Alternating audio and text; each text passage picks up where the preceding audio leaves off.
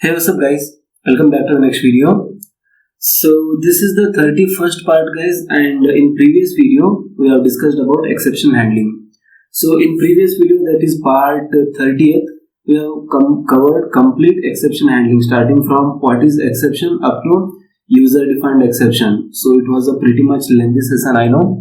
So it was around 2 hours, guys, and if you have not seen that video, just see that video. It covers complete exception handling. Fine, so in this video I am going to start the collections topic.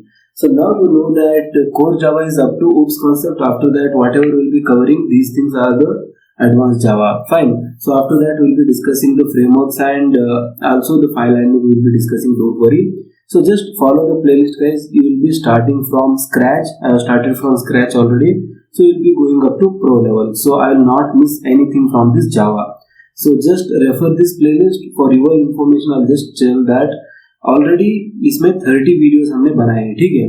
तो इन 30 videos में हमने पूरा जावा को cover किया हुआ है। Just मैं उन लोगों के लिए बता रहा हूँ जो कि पहली बार इस वीडियो को देख रहे हैं, guys, right. So that's it, just intro. अब उसके बाद आज हम डिस्कस करेंगे कलेक्शंस के बारे में। तो इस पार्ट में मैं डिस्कस करूंगा, गाइस, कलेक्शंस क्या होता है, उसके बाद क्यों इसको यूज किया जाता है, और उसके बाद अरे लिस्ट को हम डिस्कस करेंगे।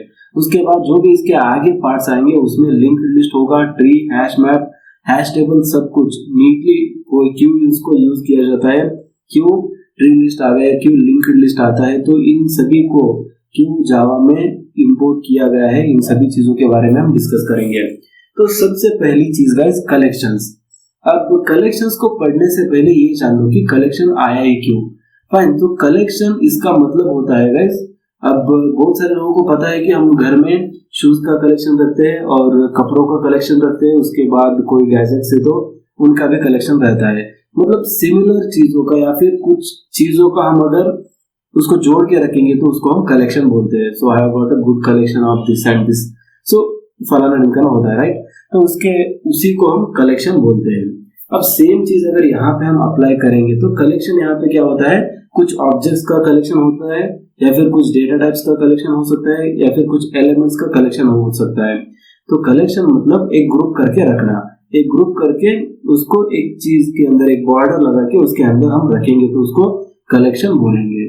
फाइन, तो जैसे कि फ्रिज एक कलेक्शन हो सकता है जहाँ पे बहुत सारी चीजें हम रखते हैं। तो नॉर्मली इंडिया में तो हम सब कुछ बियर वगैरह तो नहीं रखेंगे, लेकिन यहाँ पे जो भी रोज दूध या फिर दही हो सकता है या फिर जो भी वेजिटेबल्स हो सकते हैं उनको तो रखते हैं। तो फ्रिज यहाँ पे कलेक्शन होगा और उसके अंदर जो भी हम रख रहे हैं उसको एलिमेंट्स बोलेंगे। फाइन, सो अब इतनी देसी भाषा में हमने समझ लिया तो थोड़ा सा डेफिनेशन देख लेते हैं जो कि हम इंटरव्यू में बताएंगे। तो डेटा स्ट्रक्चर, सो सबसे पहले डेटा स्ट्रक्चर को समझिएगा इस। और एक बात, ये जो कलेक्शन ये जो आया है ना, ये इसलिए आया क्योंकि हमने अरे को पढ़ा था, लेकिन अरे में प्रॉब्लम ये थी, गाइस, कि उसको हम ग्रो नहीं कर सकते हैं, ठीक है। तो जैसे जैसे एलिमेंट्स उसमें बढ़ेंगे तो उसका साइज जो है फिक्स्ड होता है। मतलब 5 एलिमेंट को मैं स्टोर करूंगा ऐसा बोल दिया तो 5 ही एलिमेंट स्टोर कर सकता हूँ, ज्यादा एलिमेंट्स को मैं स्टोर नहीं कर सकता। तो ऐसा नहीं है कि रियल लाइफ में 5 एलिमेंट्स हो गए, 6 एलिमेंट्स हो गए, ऐसा मैं बता नहीं सकता। मुझे खुद पता नहीं होता है कि कितने सारे एलिमेंट्स इस अरे में आने वाले हैं या फिर एक जगह पे मुझे स्टोर करना पड़ेगा। तो इसके चलते अरे यहाँ पे एप्लीकेबल नहीं होता और इसी को सब्स्टिट्यूट करने के लिए अरे लिस्ट को कलेक्शंस में इंपोर्ट किया गया। अब उसमें भी कुछ खामियां थी तो उसके लिए लिंक्ड लिस्ट को लिया गया और उसमें भी कुछ पर्टिकुलर एप्लीकेशन में उतना सूटेबल नहीं था। तो इसके लिए मैप्स लाए गए, ट्री सेट लाए गए। तो बहुत सारे ऐसे टॉपिक्स यहाँ पे आते हैं, वेक्टर्स आते हैं, सेट्स आते हैं। तो इन सभी चीजों को मैं क्लियरली आपको एग्जाम्पल के साथ बताऊंगा, गाइस, जस्ट वीडियो को पूरा देखिए आप।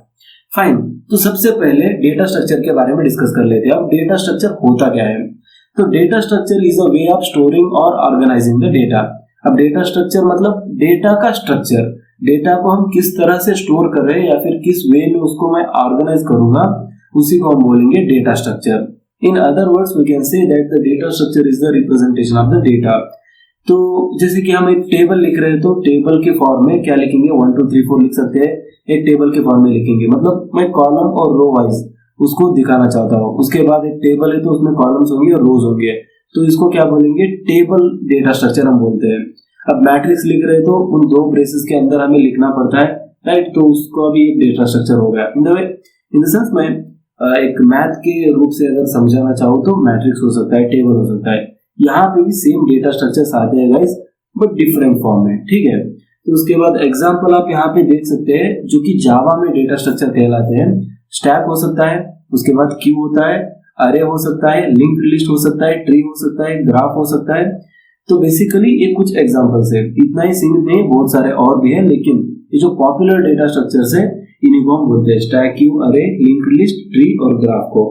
फाइन। तो उसके बाद हम समझते हैं कि इन डेटा स्ट्रक्चर को किस तरह से डिवाइड किया गया है, ठीक है। तो इसको मैं यहां से हटा देता हूं गाइस। ओके, तो यहाँ पे नीचे चलते हैं। अब इसमें पहली चीज जो आती है कलेक्शन आता है, ठीक है। तो collection is pre defined interface present in java.util।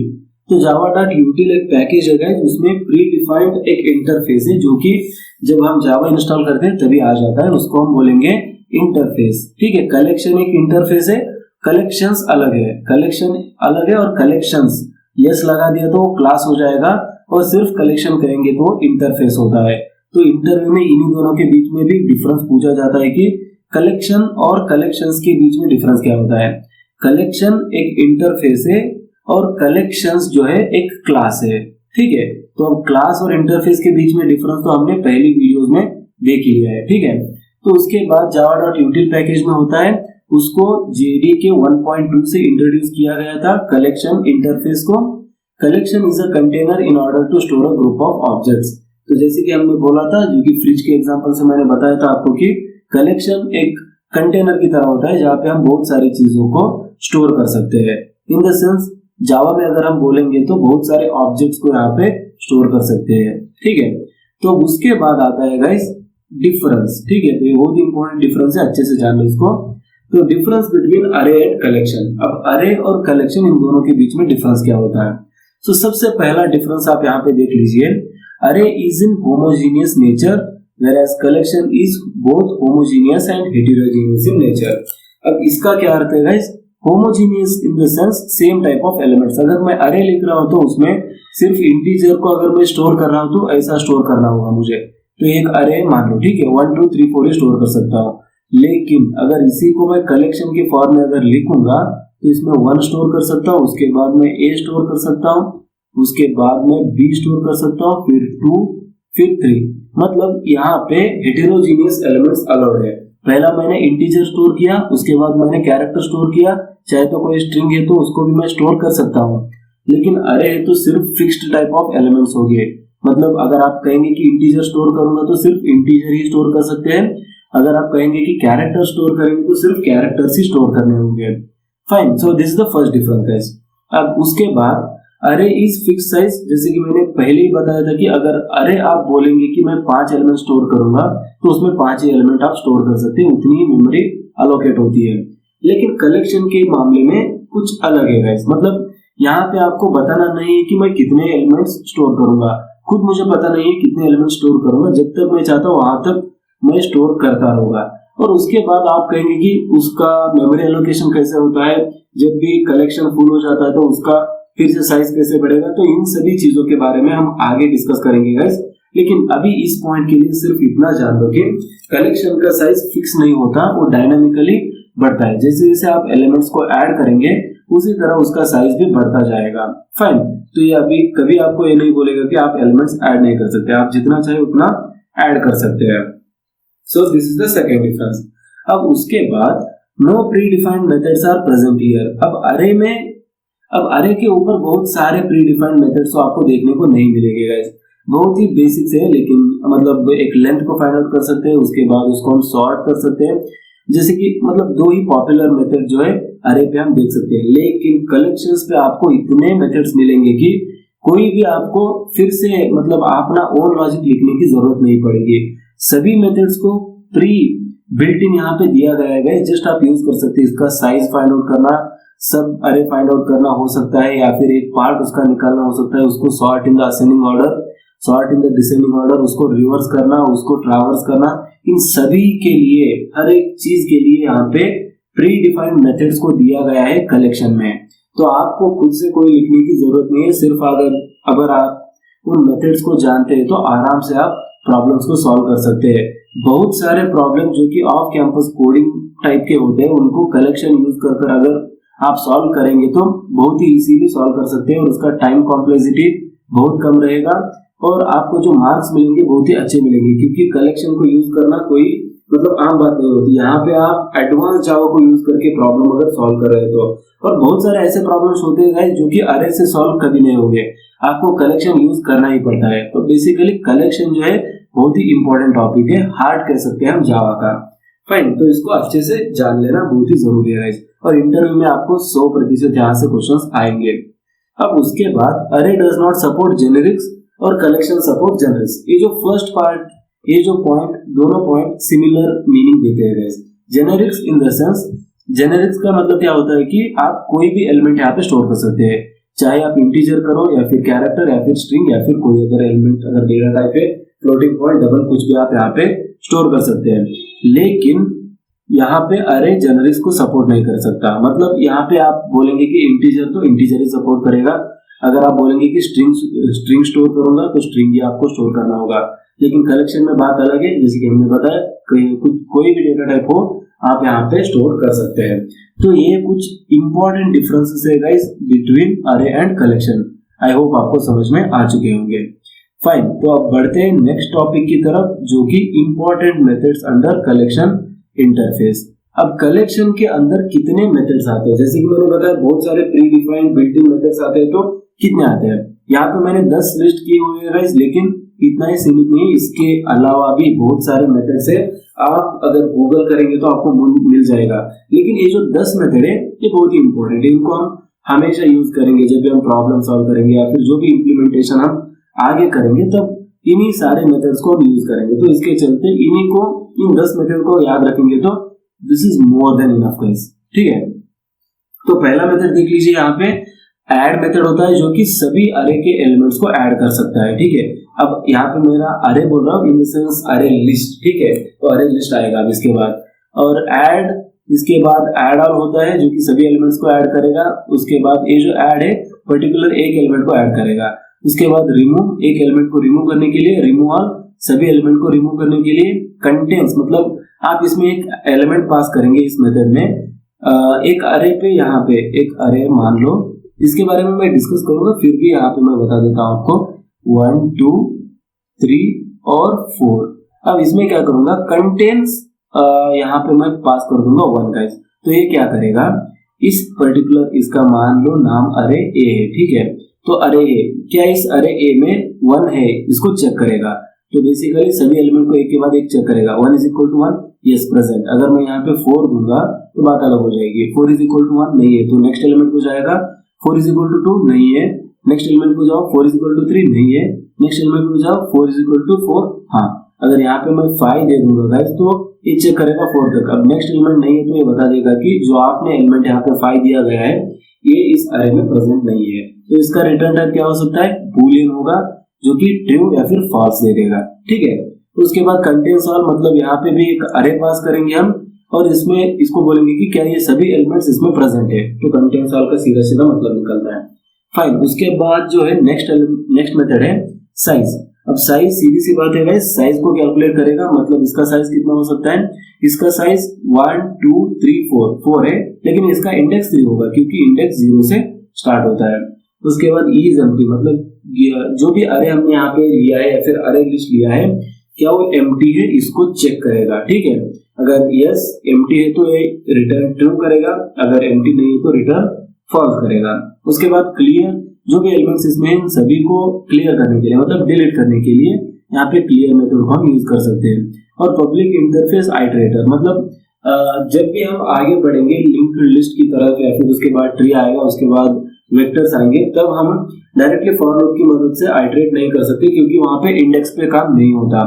उस समय हमें आइटरेटर को यूज करना पड़ता है, जो कि जो कलेक्शन होता है उसके अंदर के एलिमेंट्स को एक्सेस करने के लिए हम आइटरेटर का यूज करते हैं।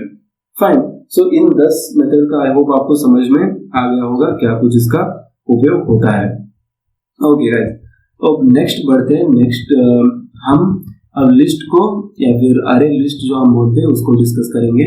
और उससे पहले एक इम्पोर्टेंट ग्राफ है गाइस, और इसको प्लीज बिल्कुल आप इसको ध्यान रखिए, इसका स्क्रीनशॉट ले लो या फिर आप इसको नोटबुक या फिर कोई भी पेन पेपर लेके इसको नोट कर सकते हैं आप, ठीक है।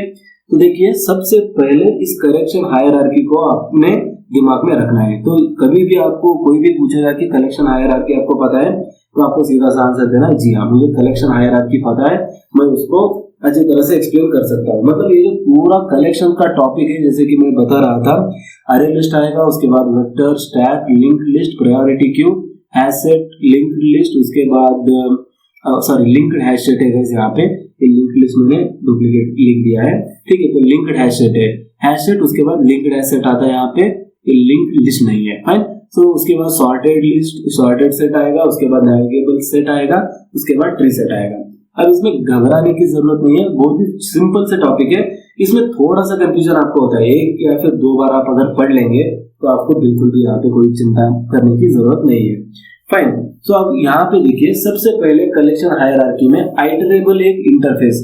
अब जब भी मैं ऐसे लिखता हूँ गाइस, ये जो भी ऐसे इन दोनों एरोज के अंदर लिखा गया है, इसको हम इंटरफेस बोलेंगे, ठीक है। तो ये इंटरफेस का मार्क होता है।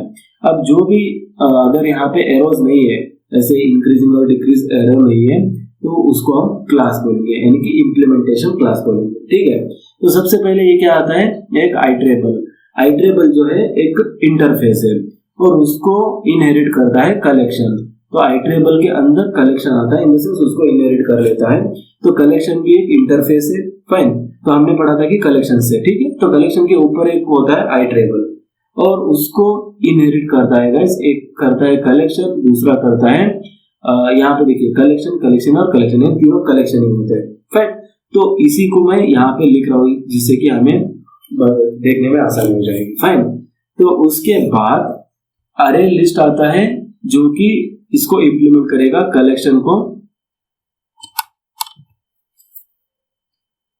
ओके सॉरी गाइस, तो यहाँ पे थोड़ा सा मिस्टेक हो गया है, ठीक है। तो बेसिकली चीज ये हो गई कि ये जो यहाँ पे मैंने कलेक्शन कलेक्शन कलेक्शन 3 बार लिखा है, यहाँ पे इसका एडिटिंग का फॉल्ट है, ठीक है। तो इसको मैंने पावर पॉइंट में बनाया था, लेकिन यहाँ पे लगता है चेंजेस सेव नहीं हुए, ठीक है। तो इस चार्ट को थोड़ा सा मैं मॉडिफाई किया होगा। बेसिकली यहाँ पे 3 चीजों पे मॉडिफिकेशन होता है। यहाँ पे कलेक्शन के बदले में यहाँ पे लिस्ट आएगा, उसके बाद यहाँ पे क्यू आएगा और यहाँ पे सेट आएगा, बाकी का सब कुछ सेम रहता है। जस्ट मैं करेक्टेड चार्ट आपको दिखाता हूँ। यहाँ पे देखिए, इसको ध्यान रखिए कि सब कुछ ठीक है। यहाँ पे सिर्फ जो है कलेक्शन कलेक्शन कलेक्शन 3 बार नहीं आना चाहिए था, इसका थोड़ा सा मिस्टेक है। अब सही चार्ट जो है यहाँ पे मैंने डाला है गाइस, इसको आप प्लीज रेफर कर लीजिए, ठीक है। इसका स्क्रीनशॉट निकाल लीजिए, आप इसको रेफर कर सकते हैं, फाइन। सो यहाँ पे कलेक्शन जो इंटरफेस है उसको इनहेरिट करता है लिस्ट इंटरफेस, और उसी कलेक्शन इंटरफेस को क्यू इंटरफेस जो है इनहेरिट कर लेता है, और सेट इंटरफेस अगेन कलेक्शन को इनहेरिट करता है। तो कलेक्शन को इन तीनों ने इनहेरिट कर लिया, लिस्ट, क्यू और सेट। कलेक्शन के अंदर क्या आएगा, लिस्ट, क्यू और सेट आ जाता है। अब इसके बाद इन तीनों इंटरफेसेस को अलग अलग क्लासेस यहाँ पे इंप्लीमेंट करते हैं। तो इन सभी को हम क्या बोलेंगे, इंप्लीमेंटेशन क्लासेस बोलेंगे, ठीक है। तो इनहेरिटेड क्लासेस मत बोलना, क्योंकि ये जो इंटरफेस को जब हम यहाँ पे इनहेरिट करके उसको मॉडिफाई करेंगे तो इंप्लीमेंट क्लास बोलेंगे, फाइन। तो इंप्लीमेंटेशन क्लासेस कौन से आते हैं, लिस्ट के अंदर सबसे पहला आता है अरे लिस्ट, उसके बाद उसी लिस्ट को यहाँ पे इंप्लीमेंट करता है वेक्टर, और वेक्टर को इनहेरिट करता है स्टैक। तो इसको इस तरह से इसकी हायरार्की हो गई। अब उसके बाद लिंक्ड लिस्ट है, इन दोनों को इंप्लीमेंट करता है, लिस्ट को भी इंप्लीमेंट करता है और क्यू को भी इंप्लीमेंट कर लेता है। और उसके बाद प्रायोरिटी क्यू जो है क्यू को इंप्लीमेंट करेगा। और उसके बाद सेट के अंदर इंप्लीमेंटेशन आता है, हैश सेट आता है, और यहाँ पे लिंक्ड हैश, ठीक है। तो लिंक्ड यहाँ पे ये भी हैश सेट है, ठीक है। तो लिंक्ड हैश सेट हो जाता है। अब उसके बाद सेट के अंदर और एक इंटरफेस आता है, उसको हम बोलेंगे सॉर्टेड सेट, और उसको इंप्लीमेंट यहाँ पे या फिर इनहेरिट करेगा नेविगेबल सेट, और उसको इंप्लीमेंट करता है ट्री सेट। तो कुछ इस तरह से इसकी हायरार्की है, जिसको आप जरूर इसको ध्यान में रखें, ठीक है। तो अब इसके बाद हम बढ़ते हैं नेक्स्ट चीज की तरफ। अब ये जो चार्ट है यहाँ पे थोड़ा सा गलत हो गया है, यहाँ पे लिंक्ड लिस्ट नहीं था, लिंक्ड हैश सेट था, और यहाँ पे लिस्ट की वो स्टैक होना चाहिए था, ठीक है, सेट होना चाहिए था, फाइन गाइस। आई होप आपने उसको करेक्शन कर लिया है, ओके।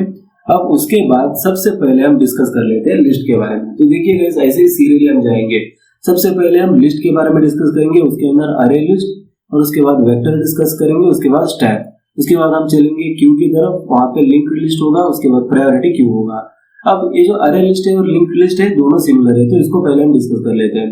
उसके बाद सेट होगा और इसके बाद आता है गाइस मैप्स, तो उसको भी हम बाद में डिस्कस कर लेंगे, डोंट वरी। फाइन, सो सबसे पहले लिस्ट को देख लेते हैं, लिस्ट क्या है और क्यों उसको यूज किया जाता है। तो list is a predefined interface present in java.util package. तो प्रीडिफाइंड इंटरफेस है गाइस लिस्ट, जैसे कि हमने इस मैप में देखा है, लिस्ट एक इंटरफेस है। फाइन, तो मैप को रेफर करते रहिए, बहुत ही अच्छे से समझ में आ जाएगा। और उसके बाद यहाँ पे list was introduce from JDK 1.2, JDK version Java development kit 1.2 से इसको इंट्रोड्यूस किया गया था। The implementation class of the list interface are as follows. तो यहाँ पे ये जो सभी इम्प्लीमेंटेशन क्लासेस है मैंने ऑलरेडी आपको दिखाए हैं। यहाँ पे अरे लिस्ट, वेक्टर, स्टैक और लिंक्ड लिस्ट, तो इन्हीं चीजों को यहाँ पे हम फिर से यहाँ पे लिस्ट कर रहे हैं। अरे लिस्ट आता है, वेक्टर आता है, स्टैक आता है और उसके बाद लिंक्ड लिस्ट आता है। मतलब इन सभी क्लासेस ने इसको इम्प्लीमेंट किया हुआ है। तो जनरली इन जेनरिक्स या फिर मैं अगर इसको अपकास्ट करके लिखूंगा तो कुछ इस तरह से लिख सकता हूँ। सब क्लास, ऑब्जेक्ट और सुपर क्लास का रेफरेंस यहाँ पे अगर मैं दूंगा तो इसको अपकास्टिंग बोलेंगे। तो list L is equal to new array list भी मैं क्रिएट कर सकता हूँ, न्यू वेक्टर भी क्रिएट कर सकता हूँ, न्यू स्टैक भी क्रिएट कर सकता हूँ और न्यू लिंक्ड लिस्ट भी यहाँ पे मैं क्रिएट कर सकता हूँ। Fine, so this is generalization. Correct. तो उसके बाद जनरलाइजेशन या फिर अपकास्टिंग भी हम बोल सकते हैं, ठीक है। तो उसके बाद नेक्स्ट पॉइंट आता है guys specification of list interface, मतलब कुछ इंपॉर्टेंट स्पेसिफिकेशन जो कि लिस्ट इंटरफेस को एप्लीकेबल होते हैं उसके बारे में जान लेते हैं। तो सबसे पहला स्पेसिफिकेशन क्या कहता है, इंसर्शन ऑर्डर इज मेंटेन्ड। तो यहाँ पे इन्हीं चीजों पे आपको इंटरव्यू में क्वेश्चन मिलते हैं गाइस कि इंसर्शन ऑर्डर क्या इन लिस्ट में मेंटेन किया जाता है। अब इंसर्शन ऑर्डर क्या होता है इसको भी जान लेते हैं। तो सबसे पहले इंसर्शन ऑर्डर इज मेंटेन, मतलब यहाँ पे देखिए अगर मैं कोई लिस्ट क्रिएट कर रहा हूं तो सबसे पहले मैं 1 को ऐड करूंगा, उसके बाद मैं 2 को ऐड करूंगा। अब जब भी मैं 3 ऐड करूंगा तो ये 2 के बाद ही आता है, ना कि 2 से पहले आएगा या फिर 1 से पहले। यहाँ पे मैं 3 को ऐड नहीं कर सकता, या 3 को मुझे यहाँ पे ऐड करना गलत हो जाएगा, मतलब अलो नहीं करता, ठीक है। तो यहाँ पे 3 को मैं 2 के बाद ही ऐड कर सकता हूँ। अब मैं 9 को ऐड करना चाहता हूँ जो कि 3 के बाद आएगा, ना कि 2 और 3 के बीच में ऐड करना चाहो तो मैं नहीं कर सकता, ठीक है। तो in the sense insertion order normally अगर मैं ऐड करता जाऊंगा तो ऐसे इंसर्ट होता जाता रहेगा, मतलब एक के बाद एक, एक के बाद एक, एक के बाद एक एलिमेंट यहाँ पे ऐड हो जाएगा। तो that is called as insertion order is maintained, ठीक है। Okay fine. उसके बाद डुप्लीकेशन इज अलाउड, और यहाँ पे लिस्ट में क्या होता है इसकी डुप्लीकेट एलिमेंट्स को मैं स्टोर कर सकता हूँ। ऐसा नहीं है कि अगर यहाँ पे मान लो मैंने 1 लिखा, 2 लिखा, 3 लिखा, अगर फिर से यहाँ पे मैं 1 लिखूंगा तो कोई एरर नहीं आ जाएगा, क्योंकि यहाँ पे अरे लिस्ट में यहाँ पे डुप्लीकेट एलिमेंट को हम स्टोर कर सकते हैं। मैं 1 को फिर से स्टोर कर सकता हूँ, 2 को कर सकता हूँ, फिर 3 को भी मैं कर सकता हूँ। That means duplication is allowed. Okay, next point क्या कहता है, it is index based and index position start from 0। तो यहाँ पे ये इंडेक्स बेस्ड है गाइस, और इंडेक्स की पोजीशनिंग कहाँ से स्टार्ट होती है, 0 से। सबसे पहले एलिमेंट का इंडेक्स होगा 0, उसके बाद 1, उसके बाद 2 और ऐसे ही बढ़ता जाएगा। फाइन, तो इंडेक्स पोजीशन 0 से स्टार्ट होता है अरे में भी और अरे लिस्ट में भी। इस बात का कोई यहाँ पे कंफ्यूजन नहीं है, क्योंकि दोनों में 0 से स्टार्ट हो रहा है और जावा में सभी जगह पे ये 0 से ही स्टार्ट होता है गाइस। फाइन, तो null values can be inserted. अब ये बात आप ध्यान से समझ लीजिए, what is mean by null values can be inserted. अब यहाँ पे देखिए सबसे पहले इंडेक्स पे मैंने 1 को स्टोर किया, उसके बाद 2 को स्टोर किया, 3 को मैं छोड़ सकता हूँ, मतलब यहाँ पे कुछ भी नहीं स्टोर करूंगा। इन द सेंस यहाँ पे नल है, नल एक वैल्यू है जो कि मैंने स्टोर की हुई है। There is a difference between null और अनडिफाइंड गाइस। नल का मतलब होता है कुछ भी नहीं है, ठीक है, तो नल मतलब नथिंग, लेकिन अनडिफाइंड मतलब anything. Anything in the sense undefined है, मुझे पता नहीं है क्या है, सब यहाँ पे अनडिफाइंड है, तो उसको यहाँ पे हम स्टोर नहीं कर सकते, क्योंकि पता ही नहीं है कि क्या है, क्या यहाँ पे इंटीजर होगा या फिर कोई ऑब्जेक्ट आ रहा है या फिर कोई चीज आ रही है, मुझे पता नहीं है। नल मतलब यहाँ पे नल है, मतलब कुछ भी नहीं है, ये मुझे पता है। अनडिफाइंड मतलब यहाँ पे कुछ है या फिर नहीं है, ये मुझे पता नहीं है। तो अनडिफाइंड को स्टोर नहीं कर सकते, नल को यहाँ पे स्टोर कर सकते हैं, ठीक है। तो नल को स्टोर किया, उसके बाद मैं 3 को स्टोर करूंगा, चाहे तो 4, 5 कुछ भी यहाँ पे मैं आगे स्टोर कर सकता हूँ। So these are the important specifications guys, जो कि आपको इंटरव्यू में जरूर पूछे जाएंगे, ठीक है। तो उसके बाद important methods under list interface. अब लिस्ट इंटरफेस के अंदर कुछ इंपॉर्टेंट मेथड्स आते हैं, उनको जान लेंगे। अब इसके बाद मैं एग्जांपल्स आपको एक्लिप्स में यहाँ पे प्रोग्राम्स लिख कर दिखाऊंगा गाइस कि किस तरह से इन मेथड्स को हम एक्चुअली प्रोग्राम में लिखेंगे, ठीक है। तो सबसे पहले इसका थोड़ा सा थ्योरी जान लो, अब इसके बाद हम प्रैक्टिकल स्टार्ट करने वाले हैं। फाइन, तो सबसे पहले ऐड मेथड को यहाँ पे देख लेते हैं। अब ऐड में 2 एलिमेंट्स आते हैं गाइस। सबसे पहला एलिमेंट जो है इंडेक्स आता है, उसके बाद वैल्यू आता है। अब क्या है ऐड मतलब, ये जो यहाँ पे देख लीजिए 1, उसके बाद 2, उसके बाद 3 और उसके बाद 4। अब ऐड मेथड क्या करता है कि जो भी एलिमेंट आप यहाँ पे ऐड कर रहे हैं उसको जो भी आप मतलब इन द सेंस आप ऐसे मान लो कि ऐड यहाँ पे मैं पास करूंगा लेटर से 1 और यहाँ पे मैं पास करूंगा वैल्यू लेटर से 9, ठीक है। तो 1th इंडेक्स पे मुझे 9 चाहिए, तो यहाँ पे मैं इंडेक्स पहले दे देता हूँ 0, 1 और उसके बाद 2 और उसके बाद 3। अब यहाँ पे जब मैं इस फंक्शन को कॉल करूंगा तो क्या हो जाएगा कि यहाँ पे ये जो 1 होगा ये तो ऐसे ही रह जाएगा क्योंकि 0th इंडेक्स पे है। सबसे 1th इंडेक्स पे मुझे क्या करना है कि 9 को ऐड करना है, मतलब यहाँ पे 1th इंडेक्स पे 9 आ जाएगा और ये जो 2 है ये शिफ्ट हो जाएगा गाइस राइट साइड की तरफ से। तो यहाँ पे 9 यहाँ पे इंसर्ट हो गया। अब 2 कहाँ पे आ जाएगा, इसके बाद आ जाता है 3 कहाँ पे आ जाएगा, इसके बाद आ जाएगा 4 यहाँ पे आ जाएगा। इन द सेंस जब मैं अगर इसको फिर से मैं इंडेक्सिंग लिखूंगा तो 0 हो जाएगा, ये 1 हो जाएगा, ये 2 और ये 3 और ये 4, ठीक है। तो यहाँ पे देखिए कि 1th इंडेक्स पे मैंने 9 को यहाँ पे ऐड कर दिया है, ठीक है। और उसके बाद ये जो दूसरे एलिमेंट्स थे राइट साइड पे शिफ्ट हो जाएंगे। अब ये बात हो गई ऐड की तरफ से, ठीक है। तो ऐड मेथड क्या करता है, ओके फाइन। उसके बाद आता है गाइस सेट। सेट का मतलब क्या होता है, और सेट और ऐड के बीच में थोड़ा सा अंतर है, अच्छे से जान लो। फाइन, तो सेट इंडेक्स यहाँ पे भी 2 ही पैरामीटर्स लेगा, एक तो इंडेक्स ले लेता है, उसके बाद वैल्यू ले लेगा। अब सेट और ऐड में डिफरेंस इतना ही है कि गाइस ऐड जो है एक एलिमेंट को इंसर्ट करके दूसरे एलिमेंट को राइट साइड पे खिसका देता है या फिर उसको हटा देगा और उसको थोड़ा सा जगह बना लेगा बीच में और वहां पे वो इंसर्ट हो जाएगा और दूसरों को खिसका देगा। लेकिन सेट जो है जो भी एलिमेंट आप यहाँ पे स्पेसिफाई करेंगे उसी को चेंज कर देगा। इन द सेंस इसको देख लीजिए, अब मान लो इंडेक्स में 2 दे देता हूं और यहाँ पे मैं वैल्यू चाहता हूं कि 10 आनी चाहिए। सेट इंडेक्स 2 और वैल्यू 10। अब इसी को अगर मैं इस पर अप्लाई कर दूंगा तो क्या हो जाता है गाइस, आउटपुट कुछ इस तरह से आएगा, 1 आ जाएगा, 2 आ जाएगा, उसके बाद ये जो 3 है 3 के बदले यहाँ पे 10 आ जाता है और यहाँ पे 4 एज इट इज आ जाएगा। लेकिन यहाँ पे कोई देख लेना कि कोई भी इंडेक्स में बदलाव नहीं आएगा क्योंकि जो भी एलिमेंट होता है उसी को डायरेक्टली चेंज कर देता है। ये जो 3 एलिमेंट है इसको ये हटा देगा और यहाँ पे 3 की जगह 10 को यहाँ पे इंसर्ट कर देगा। तो यहाँ पे कोई खिसकाने का काम नहीं होता है गाइस, दूसरे एलिमेंट्स की यहाँ पे इंडेक्स चेंज नहीं होती।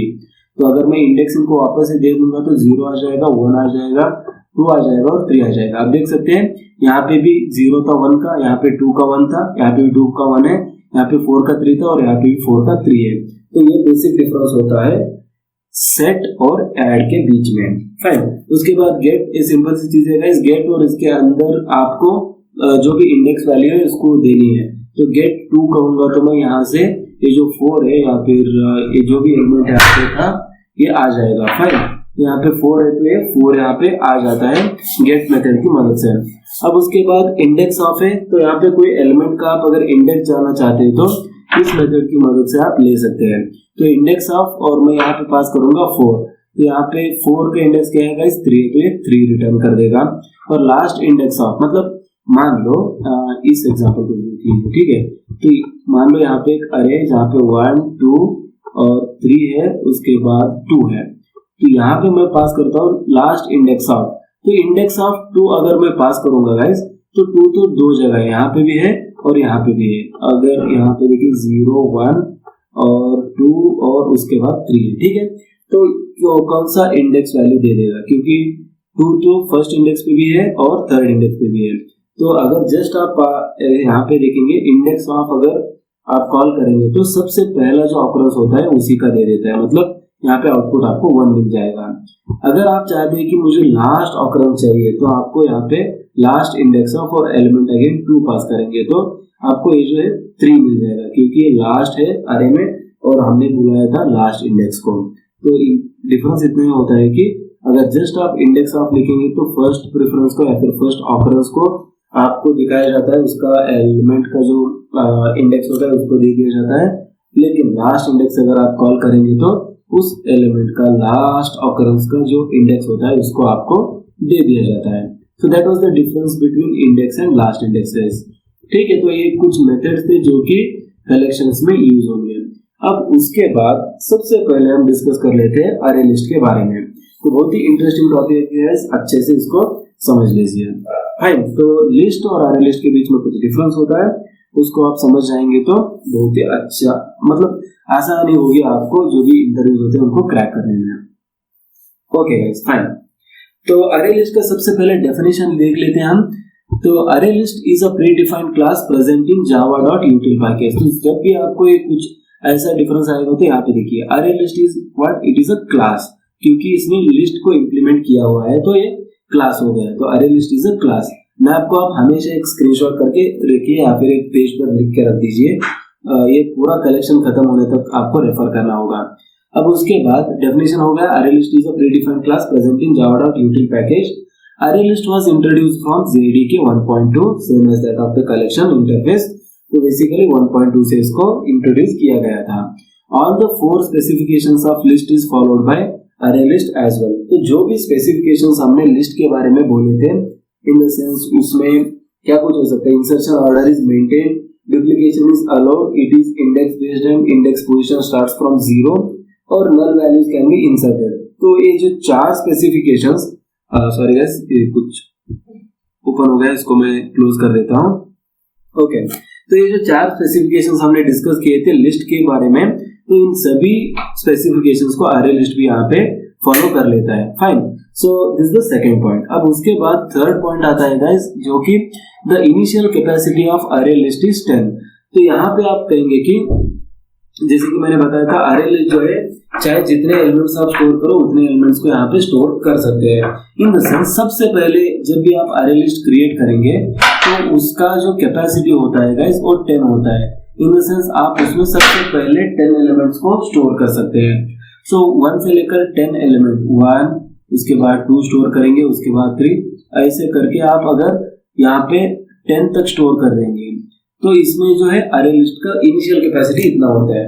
अब जब ये 10 एलिमेंट पूरी तरह से फिल हो जाते हैं उसके बाद जो है इसका साइज बढ़ता है, जो कि हम नेक्स्ट पॉइंट में देख लेते हैं। देखिए, the incremental capacity of array list is current capacity into 3/2 + 1। तो ये जो करंट कैपेसिटी इंटू 3 पहले आपको करना है, उसके बाद उसको बाई 2 करना है और उसके बाद +1 लिखना है। ठीक है, तो 3/2 ऐसा मत करो, current capacity first multiply current capacity and 3, उसके बाद डिवाइडेड बाई 2 और उसके बाद इसको ऐड करेंगे 1 से। तो मान लो आपने करंट कैपेसिटी इसकी कितनी है, the incremental capacity will be current capacity into 10, तो 10 × 3/2 + 1 ऐसे इसका इंक्रीमेंटल कैपेसिटी होता है। ठीक है, तो जैसे ये 10 को यहाँ पे पहुंच जाएगा तो बेसिकली ये जो सभी एलिमेंट्स होते हैं, ठीक है, तो एक मेमोरी एलोकेट की जाती है जहाँ पे 10 एलिमेंट्स बैठेंगे। लेकिन मान लो इसका इंक्रीमेंटल साइज बढ़कर 15 एलिमेंट्स का हो गया इस फॉर्मूला के अप्लाई करने के बाद। ठीक है, तो तब क्या करेगा, जो भी मेमोरी होता है हमारा वहाँ पे 15 एलिमेंट्स का रिजर्वेशन कर देता है, और ये जो पूरे के पूरे 10 एलिमेंट्स होते हैं इनको सबसे पहले कॉपी कर लेगा। ठीक है, तो उनको सबसे पहले कॉपी कर लेता है 10 तक। अब इसके बाद जो भी आप एलिमेंट्स, मान लो 11 आप ऐड करेंगे, उसके बाद आप 12 ऐड करेंगे, तो इन सभी एलिमेंट्स को उसके आगे अपेंड करना स्टार्ट कर देगा। अब इसका भी साइज अगर आप पूरा फिल कर देते हैं 15 एलिमेंट्स और 16th एलिमेंट को आप अगर ऐड करना चाहते हैं तो यहाँ पे क्या हो जाएगा, 15 × 3/2 + 1। अब मान लो यहाँ पे 20 एलिमेंट्स यहाँ पे अलोकेट हो गए, तो यहाँ पे फिर से इसको डिलीट किया जाता है। ये जो है मेमोरी इसको फ्री कर दिया जाएगा, इसके जो कंटेंट होते हैं यहाँ पे कॉपी कर जाएंगे, 12 तक यहाँ पे कॉपी हो जाएगा। उसके बाद जो भी 13th एलिमेंट 14th एलिमेंट जो भी आप कॉपी यहाँ पे ऐड कर रहे होंगे उसको वहाँ पे आगे उसके आगे अपेंड करता जाएगा। तो कुछ इसी तरह से जो भी प्रीवियस मेमोरी होते हैं उसको डीअलोकेट किया जाता है, न्यू मेमोरी को यहाँ पे अलोकेट किया जाता है। तो ये जो है इंटरनल वर्किंग है गाइस, कैसे अरे लिस्ट वर्क करता है। ठीक है, तो आई होप आपको ये पिन पॉइंट एक्यूरेसी के साथ समझ में आ चुका है। Fine, okay guys. उसके बाद the underline data structure of array list is resizable अरे और ग्रोएबल अरे। तो जैसे कि मैंने अभी अभी आपको बताया था कि जैसे ही मेमोरी में पहले रिजर्वेशन होता है, उसके बाद उसको फिर से कॉपी कर दिया जाता है, और जो भी बड़ा न्यू स्पेस चाहिए होता है उसको यहाँ पे रिजर्व कर दिया जाता है, और जो भी एलिमेंट्स थे उनको कॉपी करके वहां से उसके आगे जो है नेक्स्ट एलिमेंट को अपेंड करते जाएंगे। फाइन, तो दैट इज इट। एंड उसके बाद नेक्स्ट पॉइंट क्या करता है यहाँ पे, अरे list implements the following interfaces. तो इन सभी इंटरफेसेस को यहाँ पे अरे लिस्ट जो है इंप्लीमेंट करता है। जैसे इनको यहाँ पे इंप्लीमेंट किया गया है अरे लिस्ट में। तो कौन से है, पहला तो लिस्ट है जो कि हमने मैप से देख लिया था, ये जो लिस्ट इंटरफेस है उसको ये इंप्लीमेंट करता है। और उसके बाद रैंडम एक्सेस एक लिस्ट इंटरफेस है गाइस, उसको भी इंप्लीमेंट करता है, क्योंकि कोई भी एलिमेंट यहाँ पे हम स्टोर कर सकते हैं इंडेक्स की मदद से। और उसके बाद क्लोनेबल एक इंटरफेस है, और उसके बाद सीरियलाइजेबल एक इंटरफेस है। तो ये जो रैंडम एक्सेस, क्लोनेबल और सीरियलाइजेबल है, ये हर कोई कलेक्शन में जो भी टॉपिक आएगा आगे से, जो भी लिंक्ड लिस्ट आ सकता है, ट्री सेट आ सकता है, hash map, hash set, vector, Q, priority queue, जो भी आएगा इन सभी को कोई ना कोई मेथड जो है इन तीनों में से एक दो को मतलब इम्प्लीमेंट करता ही करता है, इनको यूज करना ही पड़ता है गाइस। ठीक है, तो बेसिकली आप देख सकते हैं रैंडम एक्सेस मतलब ये जो एलिमेंट्स होते हैं लिस्ट के, अरे लिस्ट के, उनको एक्सेस करने के लिए रैंडम एक्सेस मेथड को यूज होगा। क्लोनेबल उसको कॉपी करने के लिए, सीरियलाइजेबल एक के बाद एक को यहाँ पे जोड़ने के लिए सीरियलाइजेबल इंटरफेस में कुछ मेथड्स होते हैं जो कि यूज होंगे। ठीक है, तो कुछ इस तरह से इन चारों इंटरफेस को यहाँ पे इंप्लीमेंट करता है गाइस अरे लिस्ट। इस चीज को भी आपको थोड़ा सा ध्यान में रखना है। फाइन, अब उसके बाद वर्किंग ऑफ अरे लिस्ट, मतलब इंटरनली जैसे कि मैंने ऑलरेडी आपको बताया कि कैसे अरे लिस्ट वर्क करता है, लेकिन फिर भी कुछ पॉइंट्स है जो कि मैंने मिस किए होंगे, उसको मैं फिर से यहाँ पे आपके सामने दोहराना चाहता हूँ। तो वर्किंग ऑफ अरे लिस्ट, सबसे पहला पॉइंट यहाँ पे देख लीजिए, when we create an object of array list, internally an array gets created based on the initial capacity और custom capacity। तो सबसे पहले जब भी मैं एक अरे लिस्ट को डिक्लेयर करता हूँ, तो बाय डिफॉल्ट अगर कोई भी आप कस्टम साइज नहीं देंगे, मान लो ये अरे लिस्ट ए है और उसके अंदर ब्रैकेट में अगर मैं 10 लिखूंगा तो ये क्या हो जाएगा कि 10 एलिमेंट का रिजर्वेशन कर देगा। उसके बाद मैं यहाँ पे 20 लिखूंगा तो 20 एलिमेंट का रिजर्वेशन कर देगा, मतलब 20 एलिमेंट का एक बड़ा सा अरे लिस्ट ये क्रिएट कर देगा।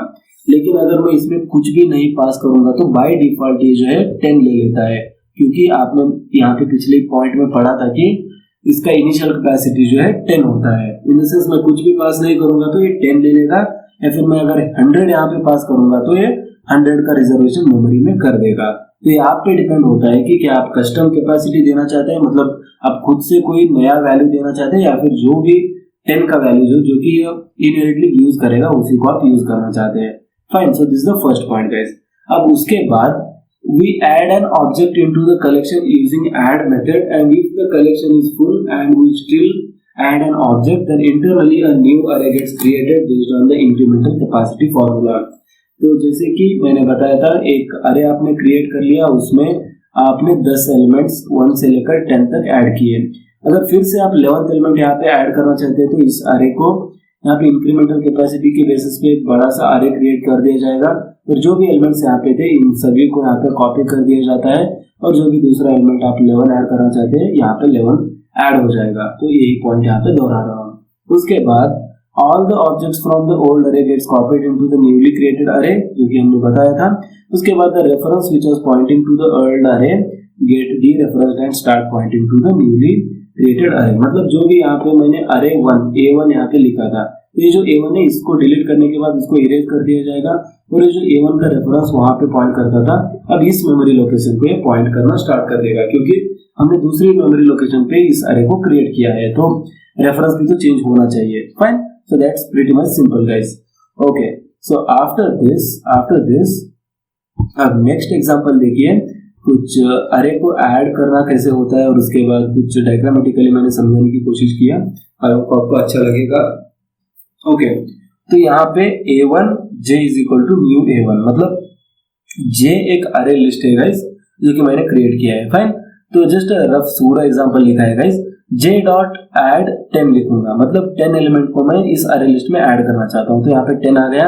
उसके बाद j डॉट ऐड 20 को ऐड करना चाहता हूँ, यहाँ पे मैं 20 आ गया। उसके बाद j डॉट ऐड 30 को ऐड करना चाहता हूँ तो 30 आ गया। तो कुछ इस तरह से जैसे जैसे आप लिखेंगे j डॉट ऐड 40 तो 40 आ जाएगा, j डॉट ऐड 50 तो 50 आ जाएगा। तो कुछ इस तरह से यहाँ पे जो एलिमेंट से स्टोर होते जाएंगे। Fine, so this is how the जैसे कि हम पिक्टोरियली इस चीज को हम दिखा सकते हैं।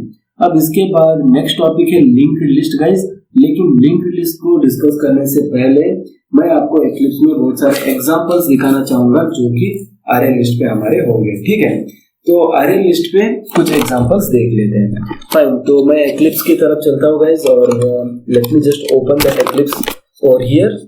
ओके, तो ओपन मैंने ऑलरेडी करके रखा है, और इस चीज को मैं अब क्लोज कर देता हूँ। और यहाँ पे देख सकते हैं बहुत सारे एग्जांपल जो कि प्रीवियस हमने इसमें बहुत सारे एग्जांपल्स है गाइस। देखिए सभी जावा का कोड है जो कि हमने प्रीवियस सेशंस में डिस्कस किया था। अब सबसे पहले मैं एक नया पैकेज क्रिएट कर लेता हूँ। अब जैसे कि हम अरे लिस्ट पे डिस्कस कर रहे हैं, तो अरे लिस्ट्स, तो इस चीज को मैंने क्रिएट कर लिया, एक नया पैकेज। अब इस नए पैकेज में, ठीक है, तो इस नए पैकेज में हम एग्जांपल्स को डिस्कस कर लेते हैं। तो अरे लिस्ट, उसके बाद एक क्लास बना लेता हूँ। तो सबसे पहले मैं एक चीज क्या कर लेता हूँ गाइस, ये जो भी मैंने मेथड्स बोले थे आपको, ऐड हो सकता है, गेट हो सकता है, साइज हो सकता है, कंटेंट्स हो सकता है, उसके बाद remove all, is empty, clear, तो इन सभी चीजों को मैं आपको इंप्लीमेंट करके दिखाता हूँ कि एक्चुअली वर्क कैसे करते हैं। ठीक है, तो बेसिकली एक ओके गाइस, फाइन, तो एक मेन मेथड को मैं क्रिएट कर लेता हूँ। तो यस, नेम इस क्लास का मैं लेट अस से मेन रख देता हूँ। फाइन, ओके, तो इसको मैं कुछ भी नेम दे सकता हूँ। फाइन, मेन 1 दे देता हूँ गाइस, और सेम पैकेज में रखेगा, और पब्लिक स्टैटिक वॉइड मेन भी यहाँ पे मुझे आना चाहिए। ओके, तो यहाँ पे हमारा जो है क्रिएट हो चुका है प्रोग्राम। फाइन, तो आराम से लिखेंगे इस पहला प्रोग्राम जो है बहुत ही आराम से तसल्ली से लिखना है। ओके, तो उसके बाद पैकेज अरे लिस्ट डिफॉल्ट आ जाता है, और यहाँ पे अरे लिस्ट को सबसे पहले मैं इंपोर्ट करूंगा क्योंकि मैं अरे लिस्ट को क्रिएट करने वाला हूँ। तो सबसे पहले मैं लिखूंगा इंपोर्ट, और यहाँ पे किसमें है, जावा डॉट यूटिल डॉट अरे लिस्ट। ठीक है, तो जावा डॉट यूटिल डॉट अरे लिस्ट यहाँ पे है। सॉरी, यहाँ पे मैंने कैपिटल में लिखा इसको, अरे लिस्ट। ठीक है, तो इस चीज को हमने इंपोर्ट कर लिया है। अब जब हम इसको इंपोर्ट कर लेते हैं गाइस, तो सबसे पहले एक ब्लैंक अरे लिस्ट को क्रिएट कर लेता हूं मैं। तो अरे लिस्ट जो कि हमारे इंप्लीमेंटेशन क्लास का नेम है, और उसके बाद एक रेफरेंस वेरिएबल एल ले लेता हूँ। एल है गाइस, 1 की तरह दिखता है लेकिन एल है। ठीक है, तो उसके बाद एक कंस्ट्रक्टर ले लेता हूँ अरे लिस्ट, और ये हो गया हमारा डिक्लेरेशन। तो यहाँ पे हमने एक अरे लिस्ट को डिक्लेयर कर दिया है। अब सबसे पहले ऐड मेथड को हम डिस्कस करेंगे। तो ऐड मेथड, और this is used to add elements. ठीक है, तो this is used to add elements. तो सबसे पहले कैसे करना है गाइस, जो भी रेफरेंस वेरिएबल होता है उसको लिखिए एल डॉट, और उसके बाद ऐड मेथड, और यहाँ पे आपको ऑब्जेक्ट इन द सेंस कोई भी एलिमेंट आप यहाँ पे ऐड कर सकते हैं। मान लो हम 10 ऐड करेंगे सबसे पहले, तो यहाँ पे मैंने 10 ऐड किया। ठीक है, तो कुछ इसी तरह से फिर से आपको लिखना है दूसरा एलिमेंट। मान लो मैं एल डॉट ऐड, और यहाँ पे 20 ऐड करना चाहता हूँ, तो मैंने 20 को भी ऐड कर लिया। और ऐसा नहीं है कि सिर्फ इंटीजर को ऐड कर सकते हैं।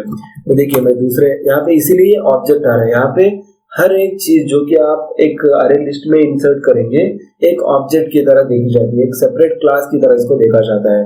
तो आप इसमें कुछ भी आप यहाँ पे ऐड कर सकते हैं। तो बेसिकली मैं ओके, तो यहाँ पे मैं सॉरी हैव लिख रहा हूँ जावा। ठीक है, तो जावा मैं ऐड कर देता हूँ जो कि स्ट्रिंग है। ठीक है, तो जैसे कि हमने अरे में डिस्कस किया था कि सिर्फ इंटीजर ऐड कर सकते हैं, सिर्फ स्ट्रिंग्स ऐड कर सकते हैं, फिर स्ट्रिंग सिर्फ कैरेक्टर्स ऐड कर सकते हैं, लेकिन यहाँ पे कोई ऐसी दिक्कत की बात नहीं है, कुछ भी आप ऐड कर सकते हैं। तो यहाँ पे ऐड कर दिया, फिर से मैंने ऐड मेथड को, और मान लो इस बार मेरा मन है कि मैं नल को ऐड करूँ। ठीक है, तो यहाँ पे मैं नल को भी स्टोर कर सकता हूँ जैसे कि मैंने जस्टिफाई किया था। ठीक है, तो उसके बाद एल डॉट ऐड, और यहाँ पे सिंगल कोट में अगर मैं मान लो ए को ऐड करना चाहता हूँ तो यहाँ पे मैं सिंगल कोट में मैं ए को ऐड करना चाहता हूँ जो कि एक कैरेक्टर है, ठीक है, तो उसको भी मैं यहाँ पे ऐड कर सकता हूँ। तो कुछ इस तरह से मैंने सभी चीजों को यहाँ पे ऐड कर लिया है, ठीक है। अब यहाँ पे इसको मैं ब्रेक करने के लिए मतलब जस्ट फॉर आवर अंडरस्टैंडिंग यहाँ पे एक लाइन डाल देता हूँ system.out.println, जो कि जब भी मैं आउटपुट आपको दिखाऊंगा तो आपको अच्छे से समझ में आ जाएगा। तो ये ऐड मेथड के बारे में हो गया। उसके बाद गेट मेथड, ठीक है, तो गेट मेथड और इसको क्यों यूज किया जाता है, use to access the elements of the array list. जो भी अरे लिस्ट के एलिमेंट्स होते हैं उनको एक्सेस करने के लिए यहाँ पे अरे जो भी गेट मेथड होता है इसको हम यूज करते हैं, ठीक है। तो गेट मेथड को हम यूज करते हैं, फाइन। तो इसको कैसे लिखा जाता है, राइट। तो लिखने का बहुत ही सिंपल तरीका है, यहाँ पे system.out.println आप यहाँ पे system.out.println लिखिए, उसके बाद यहाँ पे रेफरेंस वेरिएबल l है, उसके बाद गेट लिखिए और यहाँ पे इंडेक्स पूछ रहा है, मतलब किस इंडेक्स वाले एलिमेंट को आप लेना चाहते हैं। तो सबसे पहले 0th इंडेक्स पे 10 होगा, उसके बाद फर्स्ट इंडेक्स पे 20, सेकंड इंडेक्स पे यहाँ पे जावा होगा। तो मान लो मैं फर्स्ट इंडेक्स यहाँ पे प्रिंट करना चाहता हूँ, मतलब 20 प्रिंट करना चाहता हूँ, तो कुछ इस तरह से करूंगा। और इन द सेम वे अगर मैं जावा को भी प्रिंट करना चाहता हूँ तो यहाँ पे l.get यहाँ पे लिखना है, ठीक है। तो यहाँ पे l उसके बाद .get लिखना है और उसके बाद यहाँ पे मान लो थर्ड इंडेक्स में जो भी एलिमेंट है इसको मैं एक्सेस करना चाहता हूँ, तो कुछ इस तरह से लिखूंगा। तो बेसिकली जो जावा है ये प्रिंट हो जाएगा, फाइन। तो गेट मेथड भी आपको समझ में आ चुका होगा। अब इसका आउटपुट हम देखेंगे, बाद में आ जाएगा इसका आउटपुट, डोंट वरी। उसके बाद है साइज गाइस। तो साइज मेथड जो है हम सभी को पता है कि बेसिकली साइज रिटर्न करता है, use to find the size of array list. तो अरे लिस्ट का जो साइज होता है उसको फाइंड आउट करने के लिए हम साइज मेथड को यहाँ पे यूज कर सकते हैं। तो इसको कैसे लिखना है, सेम चीज हम लिखेंगे system.out.println, उसके बाद l डॉट यहाँ पे साइज को हम कॉल करेंगे। तो साइज को कॉल करेंगे तो साइज दे देगा, इसका जो भी साइज होता है उसको हम प्रिंट कर पाएंगे, फाइन। ये साइज के बारे में हो गया। अब उसके बाद कंटेंट्स, ठीक है। तो कंटेंट्स क्या होता है गाइस, सो कंटेंट्स मेथड को हम डिस्कस कर लेते हैं। ओके, तो कंटेंट्स मेथड जैसे कि हमने डिस्कस किया था कि it is used to check if the object is present और नॉट। तो एक ऑब्जेक्ट, पर्टिकुलर ऑब्जेक्ट अगर इस अरे लिस्ट में प्रेजेंट है या फिर नहीं है, इसको हम अगर देखना चाहते हैं, इसको हम जानना चाहते हैं, तो यहाँ पे कंटेंट्स है जो भी मेथड है उसको हम यूज कर सकते हैं। तो यहाँ पे मैं लिखता हूँ system.out.println l.contains, ठीक है।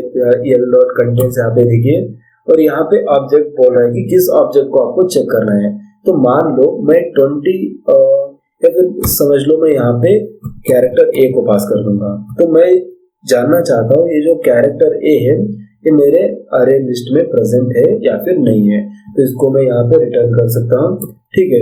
तो ये हो गया गाइस कंटेंट्स के बारे में। अब उसके बाद यहाँ पे एक ब्रेकर लाइन डाल देता हूँ, मतलब जस्ट फॉर माय अंडरस्टैंडिंग में डाल रहा हूँ गाइस, ठीक है। तो जैसे कि जब हम आउटपुट देखेंगे तो हमें समझ में आना चाहिए। ओके गाइस, उसके बाद अब नेक्स्ट मेथड जो है रिमूव मेथड है। तो रिमूव मेथड जो कि this is used to remove an object based on index position. तो अगर यहाँ पे मैं कुछ पर्टिकुलर इंडेक्स पे जो भी मेथड एलिमेंट होता है उसको अगर रिमूव करना चाहता हूँ, उसको निकाल देना चाहता हूँ वहां से, तो रिमूव मेथड को मैं यूज करूंगा। अब कैसे यूज किया जाता है गाइस, सिंपल सी चीज है, l डॉट यहाँ पे रिमूव, l डॉट रिमूव और इंडेक्स पूछ रहा है किस इंडेक्स पे, जो किस इंडेक्स वाले एलिमेंट को आपको निकालना है। तो मान लो गाइस मुझे यहाँ पे निकालना है लेट अस से फर्स्ट एलिमेंट को। तो फर्स्ट एलिमेंट को मैंने यहाँ से हटा दिया और यहाँ पे सेमीकोलन लगा दूंगा, तो ये जो फर्स्ट एलिमेंट है जो कि 10 है ये हट जाएगा यहाँ से, ठीक है। तो उसके बाद नेक्स्ट अगेन ब्रेकर लाइन डाल देते हैं, ये system.out.println और यहाँ पे मैं रिमूव को मैंने लिख दिया है। ओके फाइन, तो रिमूव हो गया गाइस is empty। तो is empty, ठीक है। तो is empty जो है एक ऐसा मेथड है जो कि क्या अपना अरे लिस्ट जो है यहाँ पे empty है, जिसमें कोई भी एलिमेंट नहीं है, इसको चेक करने के लिए यूज किया जाता है। तो कैसे यूज करेंगे इसको, system dot out dot println, यहाँ पे ट्रू या फिर फॉल्स आ सकता है इसका, राइट। तो इसके चलते मैं इसको प्रिंट करना चाहूंगा डायरेक्टली। अगर यहाँ पे क्या करूंगा, एल डॉट यहाँ पे इज एम्प्टी, तो इज एम्प्टी जो है इसको मैं यहाँ पे कॉल करूंगा। तो बेसिकली क्या कुछ इसमें एलिमेंट्स हो गए तो ये फॉल्स रिटर्न करेगा, और यहाँ पे कोई भी एलिमेंट नहीं है तो ये ट्रू रिटर्न करेगा। It is as simple as that. Okay fine. उसके बाद लास्ट मेथड हम देखेंगे क्लियर मेथड को। तो जैसे कि हमने डिस्कस किया था, clear method is used to delete all the elements from the given array list. तो कैसे इसको क्लियर कर दिया जाता है गाइस, देखिए एल डॉट क्लियर मुझे लिखना है, तो एल डॉट क्लियर ऐसे लिखूंगा तो कोई भी एलिमेंट यहाँ पे नहीं बचेगा, ठीक है। तो उसके बाद अगर मैं यहाँ पे system dot out dot println is empty को कॉल करूंगा तो ऑब्वियसली यहाँ पे ट्रू आना चाहिए, क्योंकि सारे एलिमेंट्स को मैंने यहाँ से हटा दिया है। Fine, so this is it guys, and I think अब आपको मैं यहाँ पे आउटपुट दिखा देता हूँ। इसको हम कर देते हैं रन, और यहाँ पे कंसोल में जाएंगे गाइस, और यहाँ पे कंसोल, ठीक है। और यहाँ पे आप आउटपुट देख सकते हैं गाइस। तो सबसे पहली चीज आपको यहाँ पे देखने को मिलेगी, एक ब्रेकर लाइन हमने डाला था, उसके बाद 20 आपको देखने को मिल रहा है। तो let me just show it like this, ठीक है। अब आपको अच्छे से समझ में आ जाएगा। ओके गाइस, तो यहाँ पे देखिए सबसे पहले मैंने क्या किया था, तो 10, 20 जावा नल और ए को मैंने ऐड कर दिया, और उसके बाद सबसे पहले प्रिंट क्या किया था मैंने यहाँ पे इस ब्रेकर लाइन को, तो ब्रेकर लाइन आ गई। उसके बाद system dot out dot println L dot get one, मतलब फर्स्ट इंडेक्स पोजीशन पे जो भी एलिमेंट है उसको मैंने प्रिंट किया था, 20 आ गया। उसके बाद थर्ड इंडेक्स पे जो भी मैंने एलिमेंट था उसको लेना चाहा तो नल आ गया। उसके बाद यहाँ पे system dot out dot println size कितने एलिमेंट्स है, 1 2 3 4 और 5, तो 5 आ गया। उसके बाद एल कंटेन्स है, कैरेक्टर ए इसमें प्रेजेंट है, यस प्रेजेंट है, तो यहाँ पे ट्रू आ गया। और उसके बाद देखिए यहाँ पे एक ब्रेकर लाइन आ गई। उसके बाद मैंने फर्स्ट एलिमेंट को रिमूव किया, उसके बाद फिर से एक ब्रेकर लाइन डाली थी, और उसके बाद system dot out dot println क्या ये एम्प्टी है, एम्प्टी नहीं है तो फॉल्स आ गया। लेकिन उसके बाद मैंने क्या किया, इसको क्लियर कर दिया क्लियर मेथड की मदद से, तब यहाँ से सभी एलिमेंट्स हट गए। अब जब मैं चेक करूंगा कि ये एम्प्टी है तो यहाँ पे ट्रू आ रहा है, क्योंकि सभी एलिमेंट्स को मैंने यहाँ पे रिमूव कर दिया था। तो कुछ इस तरह से अरे लिस्ट के ऊपर सभी ये जो डिफरेंट टाइप्स ऑफ मेथड से इसको हम यूज कर सकते हैं, ठीक है। तो जस्ट ये कुछ एग्जांपल्स थे, ठीक है।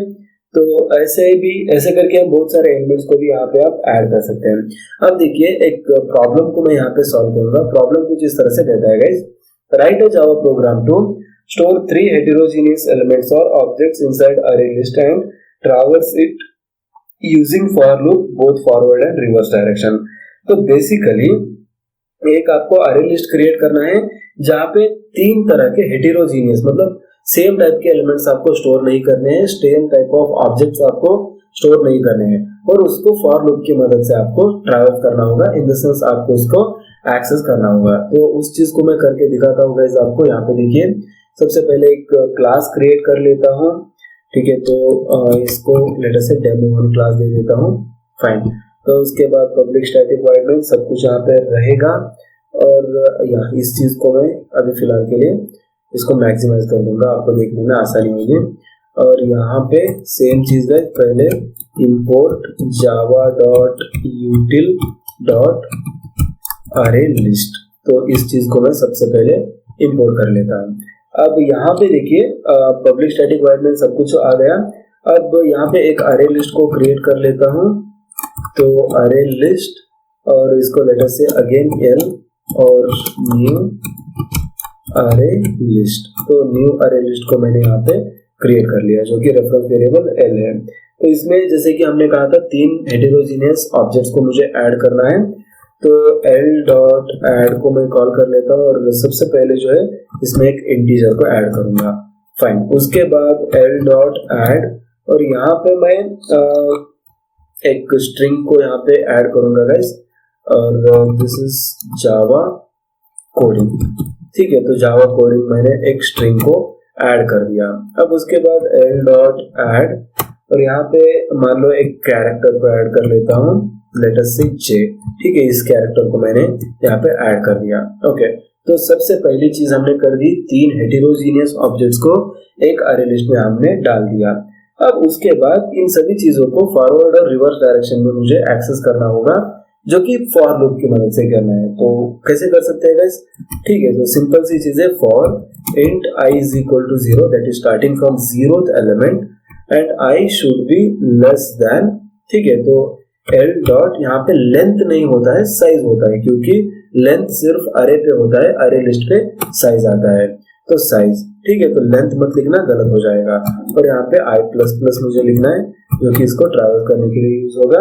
और यहाँ पे system dot out dot print ln, और यहाँ पे मुझे मतलब जो भी इंडेक्स पोजीशन है इसको लिखना है गाइस। तो बेसिकली मैं यहाँ पे l डॉट गेट, ठीक है, तो l dot gate of i लिख दूंगा, मतलब जो भी पर्टिकुलर इंडेक्स पोजीशन पे एलिमेंट्स होंगे उसको ये दे देगा। तो ये फॉरवर्ड डायरेक्शन में हो गया, ठीक है, तो ये फॉरवर्ड डायरेक्शन, ठीक है, तो फॉरवर्ड डायरेक्शन में ये हो गया। अब इसी चीज को मैं रिवर्स डायरेक्शन में अगर करना चाहता हूं, तो रिवर्स डायरेक्शन में अगर इसको करना चाहता हूं तो सेम चीज मैं लिखूंगा, for int i is equal to, सबसे पहली चीज जो है यहाँ से स्टार्ट करनी होगी मुझे, तो कंट्रोल C और यहाँ पे करके कंट्रोल V कर दूंगा, और i should be greater than और इक्वल टू 0, और यहाँ पे i माइनस माइनस मुझे लिखना है, और इसको ओपन क्लोज कर दिया गाइस। सेम थिंग यहाँ पे system dot out dot print ln, और इसको मुझे प्रिंट करना होगा। तो i बेसिकली जो साइज होता है वहां से स्टार्ट हो जाएगा, फाइन। तो साइज यहाँ से स्टार्ट हो जाने के बाद यहाँ पे साइज -1 लेना होगा, क्योंकि लास्ट एलिमेंट जो है साइज -1 पे होता है, फाइन। तो उसके बाद i should be greater than और इक्वल टू 0 और i minus minus. Okay guys, so this is it, and yes, I will open the console and I will try to run this thing. तो आप यहाँ पे देख सकते हैं कोई भी एरर हमें नहीं मिला। सबसे पहले हमने 10 को ऐड किया, उसके बाद जावा कोडिंग और उसके बाद J, तो 10 जावा कोडिंग और J, तो इस लूप ने हमें तीनों एलिमेंट्स को फॉरवर्ड डायरेक्शन में दिया। अब इसी चीज को मैं रिवर्स डायरेक्शन में प्रिंट कर रहा हूँ, मतलब सबसे पहले लास्ट एलिमेंट को J को प्रिंट किया, उसके बाद जावा कोडिंग को, उसके बाद 10 को। अब देखिए यहाँ पे अगर मैं इस -1 को हटा दूंगा तो आपको एरर कैसे मिलेगा यहाँ पे, ठीक है, तो एक्सेप्शन यहाँ पे थ्रो हो रहा है, क्योंकि ये जो l डॉट साइज मतलब कितना आ जाएगा, साइज कितना है इसका 3 है, लेकिन हाईएस्ट इंडेक्स वैल्यू 2 होता है, क्योंकि इसका जो है मतलब इंडेक्स 0 से स्टार्ट होता है, तो इसके चलते जितना साइज होता है उससे ऑलवेज -1 जो है इसका हाईएस्ट इंडेक्स पोजीशन होता है। अब फिर से -1 कर दिया तो यहाँ पे हमें प्रॉपर आउटपुट मिल रहा है। तो कुछ एग्जांपल्स थे जो कि अरे लिस्ट को कैसे डिफरेंट टाइप्स ऑफ ऑपरेशन जो है अरे लिस्ट पे हम परफॉर्म कर सकते हैं, इसके बारे में हमने जान लिया। अब नेक्स्ट पार्ट में हम डिस्कस करेंगे गाइस लिंक्ड लिस्ट, और उसके बाद जो लिंक्ड लिस्ट और अरे लिस्ट के बीच में डिफरेंस होता है उसको भी मैं डिस्कस करूंगा। तो बेसिकली इसी वीडियो में अगर इसी पार्ट में अगर डिस्कस करूंगा तो लिंक्ड लिस्ट काफी नहीं है गाइस, उसके लिए थोड़ा सा समय चाहिए, क्योंकि अच्छे से उसको समझना है। तो ऑलरेडी एक 1 आवर हो चुका है। अब ये जो 31 पार्ट है गाइस, इसके बाद 32 पार्ट में हम ठीक है, तो यहाँ पे मैंने ऑलरेडी सिलेबस पूरा का पूरा बना के रखा है, आप देख सकते हैं यहाँ पे मैं 116 पेज पे हूँ, 145 पेजेस है इसमें। तो लिंक्ड लिस्ट सब कुछ मैंने ऑलरेडी कवर करके रखा है। ये जो नेक्स्ट पार्ट में होगा ये सिलेबस हम कवर करेंगे, उसके बाद इसका डिफरेंस देखेंगे, एनहांस्ड फॉर लूप्स के बारे में देखेंगे। तो बेसिकली सिलेबस पूरा रेडी है गाइस, जस्ट एक के बाद एक मैं एक्सप्लेन करके यहाँ पे आपको पूरा A to Z आपको समझाने वाला हूँ, फाइन। सो जस्ट फॉलो कीजिए इस प्लेलिस्ट को। अब इस पार्ट में फिलहाल इतना ही डिस्कस कर लेते हैं गाइस, लेकिन उसके बाद हम इम्पोर्टेंट टॉपिक है गाइस लिंक्ड लिस्ट। अब लिंक्ड लिस्ट और अरे लिस्ट में डिफरेंस क्या होता है, क्यों लिंक्ड लिस्ट को इंट्रोड्यूस किया गया, इसको भी बहुत इंटरव्यूज में पूछा जाता है। अगर आपके पास अरे लिस्ट है तो आपको क्या जरूरत है कि लिंक्ड लिस्ट को यूज करना पड़ा या फिर जावा में इंट्रोड्यूस करना पड़ा। तो बहुत सारे लोग यहाँ पे आंसर नहीं कर सकते, फाइन। तो क्योंकि प्रॉपर आंसर पता ही नहीं होता है तो बेसिकली बोल देते हैं यहाँ पे इसमें एड्रेस स्टोर होता है, वो डिफरेंस नहीं है गाइस। मेन डिफरेंस एप्लीकेशन पे होता है, जो भी जरूरत होती है उसके हिसाब से चीजों को बनाया जाता है, फाइन। तो उस चीज को हम नेक्स्ट पार्ट में डेफिनेटली डिस्कस करेंगे गाइस। तो बस आज की इस वीडियो में इतना ही, नेक्स्ट पार्ट में मिलते हैं जो कि 32nd पार्ट होगा। तो thank you guys, thanks for watching this video, see you in the next one, have a nice day.